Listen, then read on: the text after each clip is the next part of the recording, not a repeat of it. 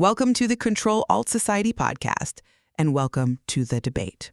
Today, we are dissecting, well, it's a reality that every single person listening is currently living, whether they realize it or not. We're talking about the multifaceted architecture of digital identity. Now, that sounds academic, but the core concept is visceral. It's about the identity stack. It's about the fact that you, listening to this, are likely running 4 or 5 different operating systems for your personality all at the same time. And that is exactly where the problem begins. The identity stack isn't just a fancy term for being versatile. It's a description of a fracturing. We are looking at why we present, these totally distinct versions of ourselves on LinkedIn, Instagram, WhatsApp, and our work tools. And my argument today is pretty simple. This just isn't sustainable. It's an exhausting performance that is slowly, I think, eroding the concept of a unified self. I think that's a very dramatic way to frame what is, essentially a toolkit for modern survival. I would posit that this identity stack is a sophisticated, necessary evolution. It's functional compartmentalization. We aren't fracturing, we are specializing.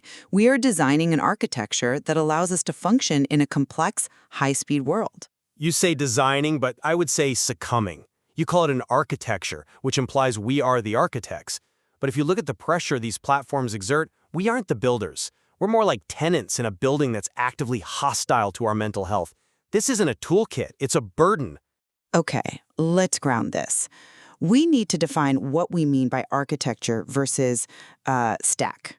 When I look at the way we interact online, I see design. I see intent.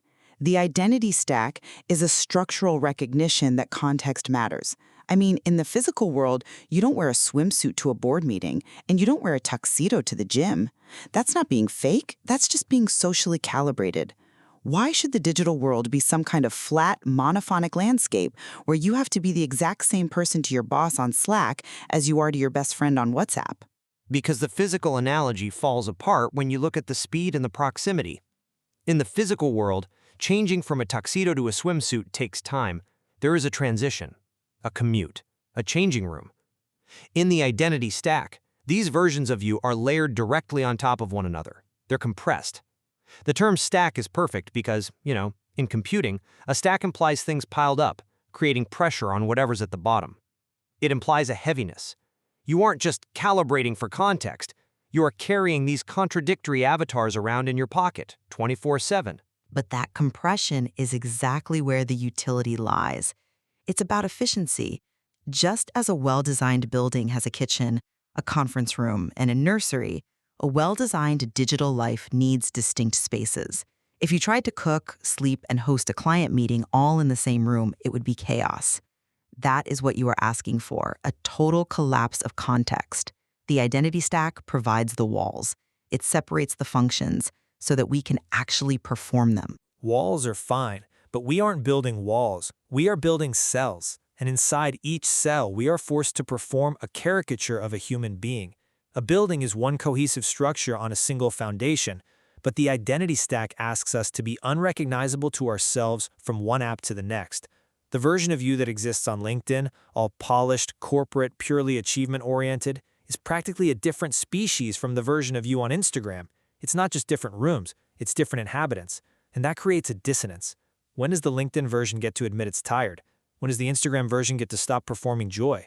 They get to stop when you switch the context. That is the beauty of the system. You are ignoring the value of the professional self. Let's talk about LinkedIn and work tools like Slack or Teams. You seem to view these as repressive. I view them as high bandwidth, low noise environments. In information theory, you want a high signal to noise ratio. LinkedIn is designed to transmit professional competence. That is the signal. If I start broadcasting my existential dread or my messy weekend on LinkedIn, I am introducing noise. But human connection is the noise. That's the fatal flaw in your logic. When you filter out the noise of doubt and struggle and nuance, you aren't optimizing the signal. You are compressing the file until it sounds metallic and fake. You call it a professional self, but I call it the corporate architecture of the soul. On LinkedIn, we are stripping away everything that makes us relatable in favor of a resume that, breathes. It's a performance of invulnerability. It's a performance of competence. There is a difference. And this extends to the work tools we use daily. When I am on Slack or Teams, I am utilizing a specific protocol. I am stripping away the irrelevant emotional debris to focus on the task. That isn't dehumanizing. It's respectful of my colleague's time. If I brought my WhatsApp self, which is informal and emotional, into a project management channel, I would be introducing friction into a system designed for speed. The architecture protects the professional flow from the chaos of the personal. But it doesn't just protect the flow. It sterilizes the interaction. Let's look at the mechanics of these work tools. It's not just about what we say, it's how the tool forces us to behave. The little green active dot, the typing bubble, the read receipt. These aren't just utility features, they are panopticons. They force a specific kind of hyper-responsiveness. We become robotic because the interface penalizes nuance. We default to the thumbs-up reaction or the will-do message because the architecture of the tool doesn't have a button for, I'm doing this, but I'm feeling overwhelmed and I disagree with the premise. Because that button would be inefficient. If you are overwhelmed, you schedule a call, you change the channel. That's my point. The stack offers different tools for different depths. You are blaming the hammer for not being a screwdriver. The work tools version of identity is supposed to be transactional. It creates a boundary. It allows me to collaborate with people I might not personally like or who might not share my values because we are operating within a standardized protocol. Without those protocols, work becomes a minefield of personal grievances. Or it might become a place of actual human empathy. By accepting this identity stack, we are accepting that for 8 to 10 hours a day, the majority of our waking life, we reduce our humanity to a series of status updates. We suppress valid emotion for the sake of architectural stability. And then, when the workday ends, we are supposed to instantly pivot to the social self. Which brings us to the other side of the structure, Instagram and WhatsApp. Now, these are often grouped together, but the architecture serves completely different functions. And again, this proves the necessity of the stack. It proves the schizophrenia of the stack. Look at the tension there. Instagram, by its very design, is a broadcast platform. It is visual, curated, and aspirational. It demands the ideal self. Then you have WhatsApp, which is ostensibly for private communication, the intimate self. But the problem is the toggle, the switching cost. The toggle is seamless. Technically seamless, yes. Psychologically expensive. 1 minute you are broadcasting a carefully edited photo of a vacation on Instagram performing success, and 3 seconds later, you are messaging a friend on WhatsApp about how lonely you feel. The identity stack requires us to switch between performer and confidant in milliseconds. It makes the Instagram post feel like a lie, and it makes the WhatsApp message feel like a leak in the hall. It creates a sense of fraudulence. I completely disagree.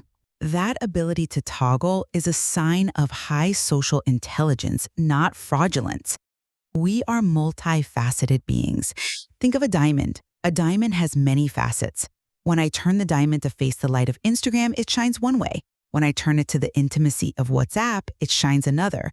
That doesn't make one facet fake and the other real. They're all the diamond. If we didn't have these distinct platforms, if Instagram and WhatsApp were merged into one chaotic stream, we wouldn't be able to express these different sides of ourselves at all. We would be forced into a bland average. That diamond metaphor is convenient, but diamonds are rigid, cold stones. Humans are fluid consciousness. And you are ignoring the mechanics again. On Instagram, the architecture rewards you for the performance. The algorithm gives you dopamine for the ideal self. It trains you. So when you switch to WhatsApp, you aren't just rotating the diamond, you are coming off a high. You are crashing into reality. And let's be honest, even WhatsApp is becoming part of the performance. The pressure to be witty, to use the right sticker, to maintain the streak. The architecture is encroaching on the intimacy there too. That brings us to the question of agency, the why. You seem to believe we are victims of this system. I argue that we are the users. We utilize the identity stack for clarity. I want my professional network to know I am competent. I want my friends to know I am doing well. I want my family to know I love them. This is a rational distribution of information. We build the stack because it helps us sort our lives. I don't think it's rational distribution. I think it's external compliance. We present these different versions because the stack demands it. The medium dictates the message. We are not shaping the tools. The tools are shaping us. You don't act professional on LinkedIn because you have a burning desire to be a purely professional being. You do it because the platform's culture and algorithm punish anything else. You don't curate on Instagram because you want to be fake. You do it because the architecture of the app penalizes vulnerability with low engagement. We are shaping our very personalities to fit the container. I see the risk you're pointing at, but you are stripping the human of all willpower. We aren't rats in a maze. We are conscious agents. When I open Work Tools, I am entering a workspace. When I open WhatsApp, I am entering a conversation. The identity stack is simply the map of these territories. To say the map forces me to walk a certain way is, well, it's a stretch. I walk that way because it is the most effective way to traverse that specific terrain. But the terrain is artificial, is constructed, and it is constructed specifically to extract behavior. The work tools extract productivity. LinkedIn extracts career signaling. Instagram extracts attention. It's not a map of natural terrain. It's a series of behavioral Skinner boxes. And my fear is that we eventually forget which face is our own. It's like wearing a three-piece suit to breakfast, a swimsuit to lunch, and a tuxedo to dinner, changing in the hallway between courses. It isn't just versatility, it is exhaustion. If I spend 8 hours on Work Tools, 2 hours on LinkedIn, and 2 hours on Instagram, that is 12 hours of performance. The WhatsApp version, the one closest to reality, gets the scraps. It gets the leftovers of our energy. I would argue that the WhatsApp version is protected by the others. Without the professional armor of LinkedIn and the curated buffer of Instagram, the vulnerability of your private life would be exposed to the entire world. The architecture provides layers of defense. The stack is not just about weight, it's about depth. It allows us to keep some things deep and other things surface level. That is a sophisticated way to live. We need the armor. We need shelter, not armor. And the stack provides no shelter, it provides constant visibility. You mentioned earlier that the identity stack allows for rest when you switch contexts. But where is the rest? In the analog world, you leave the office and you are anonymous on the train. You are just a body in space. In the digital stack, you leave the Slack channel and immediately walk into the Instagram feed, which is just another form of social labor. You leave that and go to LinkedIn, another labor. There is no off. The architecture has collapsed the distance, and in doing so, it has crushed the buffer zones where the unified self used to live. I concede that the rapid switching is a challenge. It requires a new kind of cognitive endurance. But I view it as a skill we are developing, not a fatal flaw. We are adapting to the multifaceted architecture. We are learning to be many things at once. You see this as a tragedy of authenticity. I see it as a triumph of adaptability. We are evolving to inhabit multiple rooms of the identity house simultaneously. But a house where you cannot rest is not a home. And an identity that is always shifting to fit the specific shape of an app is not a self. It's a reflection. We are becoming a collection of mirrored surfaces, reflecting the interface back at itself, with nothing solid in the middle. We've covered a lot of ground today, and I think we've illuminated the core tension here. To summarize my stance, I believe the multifaceted architecture of digital identity is a triumph of organization. It allows us to be parents, professionals, and friends without those worlds colliding destructively. The identity stack is a system of control we wield to navigate a complex society. It gives us the right tool for the right job.